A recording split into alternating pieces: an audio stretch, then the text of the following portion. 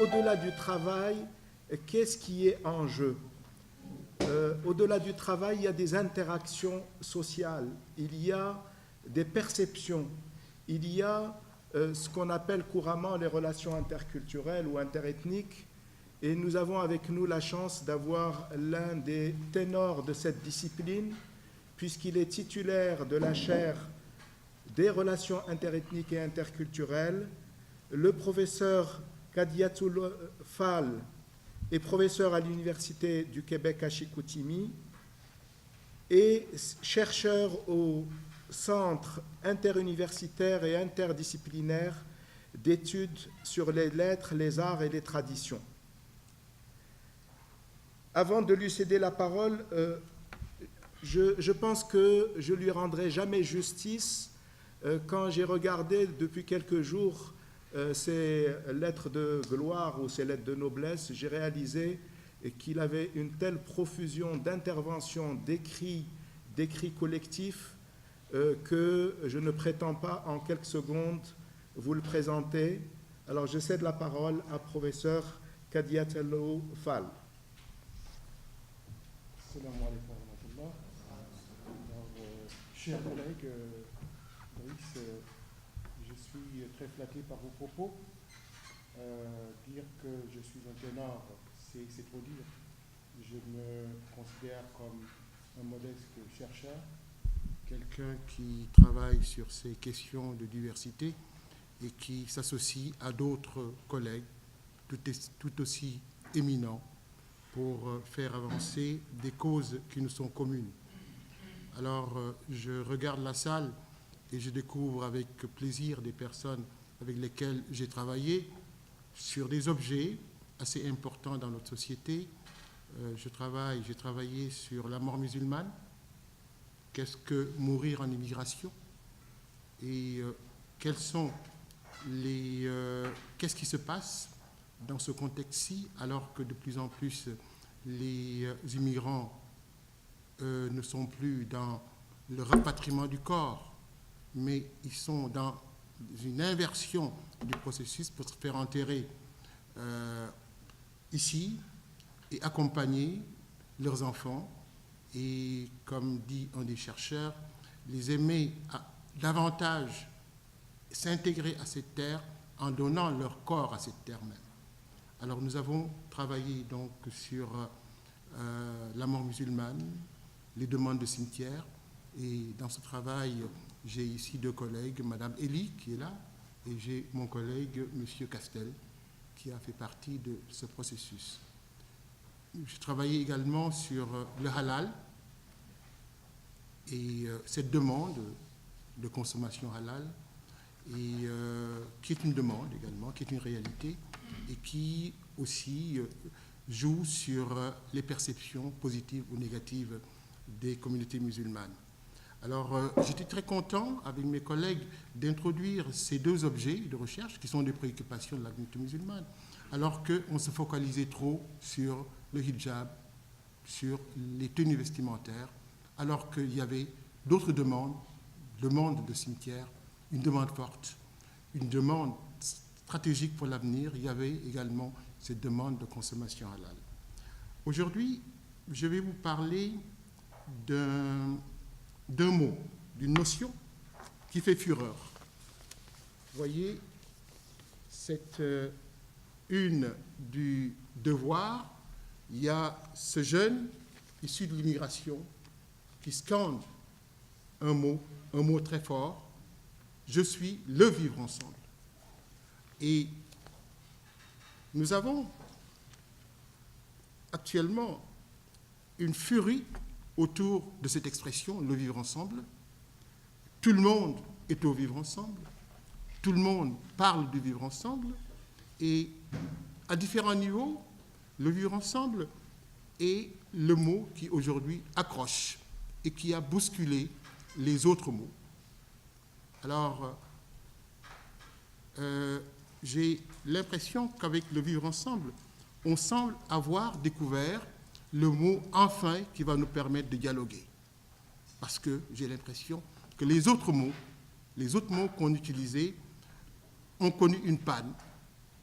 Les mots intégration, interculturalité, multiculturalisme, accommodement raisonnable. J'ai fait une petite enquête et j'ai demandé à la population, aux citoyens ordinaires, des différents mots que vous entendez sur la diversité, le pluralisme, quel est le mot ou quels sont les mots qui vous accrochent, qui disent quelque chose, qui vous inspirent, et il y a le mot vivre ensemble qui sortait. En d'autres termes, j'ai eu l'impression que nous avons été trop abstraits dans notre manière de parler à la population. Nous avons utilisé des concepts que la population ne saisissait pas, ne comprenait pas, et à un certain moment donné, la population s'est introduite dans le débat, parce qu'en 2006-2007, lorsqu'on a lancé la commission Bouchard-Taylor, c'était une demande de la population. C'était la population québécoise qui s'inquiétait. C'était Hérouville, etc. Il y avait une population qui s'était sentie, j'ai l'impression, dépossédée du questionnement sur la diversité, et c'était les universitaires, les politiciens qui parlaient, alors la population ne se comprenait plus. Donc j'ai l'impression que le mot vivre ensemble, c'est un mot qui ramène les choses au niveau de la population. Alors, je vais essayer de vous dire d'où part cette expression pour s'installer dans l'espace public québécois. Le mot vivre ensemble, bien sûr, c'est un mot qui a une histoire dans la pensée scientifique, dans l'archéologie du savoir sur la diversité. Le mot vivre ensemble, on peut le relever même de Aristote. Il y a Touraine qui en a parlé, il y a Renan qui en a parlé. Donc le mot vivre ensemble a une histoire scientifique.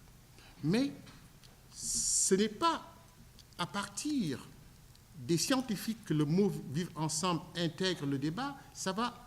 Quand est-ce que le mot vivre ensemble apparaît au Québec? C'est avec la commission Bouchard-Taylor. C'est en 2007, lorsque le Premier ministre Jean Charest nous présentait les deux présidents, les coprésidents de la commission, c'était M. Taylor et M. Bouchard, que le Premier ministre a dit, écoutez, je suis aujourd'hui avec deux de nos éminents spécialistes, deux de nos grands intellectuels, pour nous aider à réfléchir sur notre vivre ensemble. Et c'est à partir de ce moment-là que le mot vivre ensemble surgit dans l'espace public. Ce n'est pas une réflexion comme intégration, comme interculturalité, comme multiculturalisme qui vient du milieu scientifique, c'est le milieu politique qui lance un mot, et donc c'est vraiment Jean Charest qui a fait le lit du mot vivre ensemble. Et aussitôt après, le mot est parti dans tous les sens. Alors, je me suis dit, est-ce que ce mot dit quelque chose d'autre? Est-ce que ce mot dit quelque chose d'autre qu'on n'a pas encore dit? Est-ce que ce mot apporte quelque chose d'autre? Et qu'est-ce qui fait que ce mot, tout d'un coup, plaît? Alors, j'ai essayé d'analyser le mot dans les discours politiques, dans la presse quotidienne, pour voir est-ce que nous disons vraiment la même chose. Et ce que je vais vous sortir va peut-être surprendre. J'ai dit que sous le consensus du mot se cache une altérisation de l'autre. Sous le consensus du mot se cache même une certaine, j'ose pas dire, mais quelque chose qui me semble relever de l'islamophobie. Alors, quand on parle du vivre ensemble, le vivre ensemble, on peut en parler dans toutes les sphères de l'activité des humains. Il y a le vivre ensemble dans le couple, il y a le vivre ensemble intergénérationnel, il y a le vivre ensemble à l'école, etc., etc. Mais quand on parle du vivre ensemble dans la presse, quand on entend parler du vivre ensemble chez les politiciens, il y a un groupe qui est interpellé comme étant l'infraction par rapport au vivre ensemble, et ce groupe, c'est la communauté musulmane. Si on analyse les textes, comme je le fais, autant les textes de presse que les textes politiques, on a l'impression que le vivre ensemble indexe la population musulmane pour dire que nous avons à vivre avec une communauté qui ne vit pas ensemble. Alors, ça c'est ma conclusion, ce qui m'amène à dire, mais je reviendrai sur les autres acceptions du vivre ensemble, ce qui m'amène à dire aujourd'hui que le mot vivre ensemble est devenu un mot passe-partout. Le mot de la bien-pensance, le mot qui fait penser que nous sommes ensemble, alors que derrière cet ensemble, il y a des tensions. Le mot vivre ensemble dit des tensions. Et il y a quelques acceptions rapides du mot vivre ensemble que je vais vous donner. Il y a une première acception que j'appelle le vivre ensemble de l'universel. Et c'est le vivre ensemble du pathos. C'est le vivre ensemble dont on parle actuellement. Quand il y a la tragédie de la souffrance, on dit que nous partageons quelque chose de commun. Nous sommes des êtres humains. Nous partageons des valeurs humaines. Nous partageons la dignité humaine. Et donc, c'est ce que j'appelle le vivre ensemble de l'universel. Et ce vivre ensemble tente de gommer les aspérités, les conflits, pour dire que en vous, je me reconnais. Alors, et c'est ce qu'on voit dans la manière dont le vivre ensemble est présenté dans les commissions scolaires, la manière dont en parlent certains philosophes, la manière dont en parlent les théologiens. Donc, il y a cette manière assez abstraite de parler du vivre ensemble, et actuellement, avec ce qui se passe au Mali, ce qui se passe en France, en Belgique, ce qui s'est passé à Beyrouth, qu'est-ce qu'on a entendu dire? Le vivre ensemble. Vivons ensemble. Et donc, qu'est-ce qu'on est en train de se dire? Il y a des valeurs universelles, il y a des droits humains qui nous interpellent, et donc il y a cette conception généreuse, que je dis bien pensante, du vivre ensemble. Alors, et ce que je remarque là, c'est que cette conception généreuse du vivre ensemble n'intervient que lors des mêmes moments tragiques, des moments de pathos. Actuellement, vous lisez la presse, vous écoutez le vivre ensemble, le vivre ensemble, le vivre ensemble. Il y a une deuxième acception du vivre ensemble qui est le vivre ensemble québécois, qu'on oppose à un vivre ensemble qui c'est le vivre ensemble du multiculturalisme. Alors, il y aurait une manière québécoise de construire le vivre ensemble. Et il y a un ensemble de théoriciens, un ensemble de chercheurs pour dire que le vivre ensemble à la québécoise n'est ni le multiculturalisme, ni le républicanisme, ni le melting pot américain. Il y aurait quelque chose qui serait spécifique au Québec. Et cette chose qui serait spécifique au Québec passe à travers des valeurs précises, à travers une histoire, à travers une langue, etc., etc. Et il y a enfin ce troisième niveau du vivre ensemble, que moi j'appelle le vivre ensemble comme indexation des musulmans, comme indexation de la communauté musulmane, ou comme indexation de la présence de l'islam. Et ce vivre ensemble, quand on l'analyse, c'est qu'est-ce qui est critiqué? Le voile. Qu'est-ce qui est critiqué? Les cimetières, le halal. Alors, il y a une manière de dire le vivre ensemble qui permet aujourd'hui de poursuivre les critiques à partir d'un mot qui donne à penser que nous avons le même mot. Et enfin, comme le disait mon collègue, pour finir et ensuite permettre le débat, il y a dans les textes un vivre ensemble qui n'apparaît pas, qui apparaît rarement. C'est ce que j'appelle le vivre ensemble de la cohésion sociale, de l'équité, de l'égalité, des droits du travail. Alors, quand on regarde vraiment l'ensemble des textes que j'analyse depuis 2007, il y a des catégorisations du vivre ensemble. Une catégorisation dominante, c'est le vivre ensemble par rapport aux musulmans. Ce n'est pas le vivre ensemble par rapport aux juifs, ce n'est pas le vivre ensemble par rapport aux communautés, mais quand on interpelle le vivre ensemble, on interpelle une difficulté à être avec un groupe et ce groupe, ce sont les musulmans.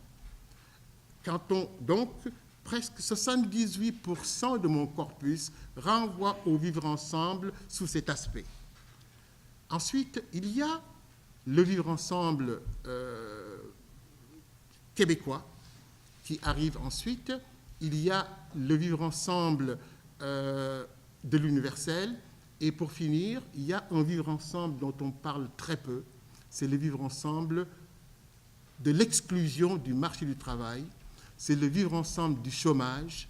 Et donc, j'ai l'impression aujourd'hui qu'il nous faut dépasser le vivre ensemble. Et je dépasse le vivre ensemble en proposant un autre terme, qui est celui de l'agir ensemble. Il n'y a pas du commun, il y a du commun qu'on construit ensemble. Alors, essayons de trouver un autre terme que le vivre ensemble, qui, à force d'avoir été galvanisé, utilisé partout, le vivre ensemble finit par ne plus rien dire. Alors, ce qu'il nous faut, le vivre ensemble est une nature de l'homme. Nous vivons ensemble. Nous nous rencontrons dans les centres commerciaux, nous nous rencontrons à l'université, nous vivons ensemble. Mais est-ce que nous agissons ensemble? Est-ce qu'ensemble nous construisons du commun? Voilà, j'ai l'impression que c'est autour de ce concept de l'agir ensemble et du construire ensemble qu'il faut travailler aujourd'hui. Merci.